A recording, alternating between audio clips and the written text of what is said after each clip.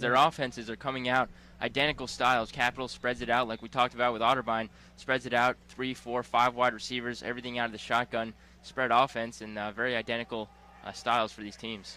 And Otterbein's coming out right now. That play right there, just for one example, the Cardinals have six guys in the box, and there's no way you can stop a running game with 6 guys in the box.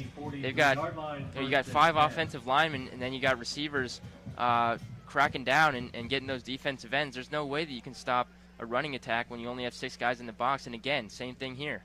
Or the Crusaders. Cares for the snap, another handoff to Anderson, and again, bouncing off the initial tacklers to bust to the right side to find running room, and a big 8-yard gain. It's just a numbers game, Josh, and Otterbein continues to put 6 guys in the box against this offense. That time Capital came out with an unbalanced line. They had 6 guys on the offensive line, including a tight end, and so that's just numbers. 6 on 6, you're going to get a hat on a hat, and your running back, in this case Anderson, is going to have a lot of room to run, and that's what we've seen here on this opening drive.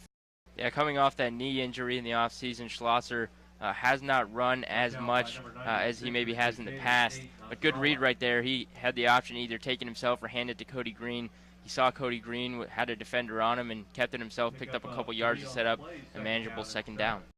That's one thing, if you're a defensive lineman, if you can't get to the quarterback and get that sack, you get your hands up, try to tip that ball, create a turnover, or, at the least an incomplete pass. Yeah, Rocco Pentello, great job coming off the edge there, able to seal that edge and force the ball carrier back towards the middle of the field where the rest of his defense was, and Otterbein able to come up with a big stop. We'll see if they can get off the field for the second consecutive defensive series here on 3rd and 4.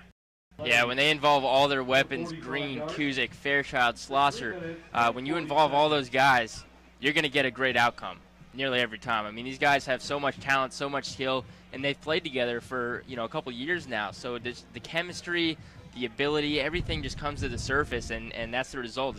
You look at Otterbein, they're leading, and they're also leading in the turnover battle. They've created 1 turnover and have yet to turn the ball over. I hope I don't jinx them here, Josh, but they've done a really good job. That's one thing. They came into the game at -10 in the turnover margin, which, explains the 1-4 record. But they've done a good job of protecting the ball, holding on to the ball. Schlosser's made a couple risky passes, but he's got away with them so far. So we'll see what happens in the second half. Should be a good second half of football. And Matt White, just a great wide receiver. Where's he been the whole game, Josh? I mean, this guy came into the game as one of the better wide receivers in the OAC, behind Trey Fairchild, of course. But he's been really absent. Has not been there until here late in the 3rd quarter, early 4th quarter, making big plays for this Capital team. The defense, they haven't quite been able to get off the field on 3rd downs, but a lot of that is due in part to the job that Capital has done on 1st and 2nd down, making those 3rd downs manageable. Like you said, 3rd and 5, 3rd and 3, 3rd and 2.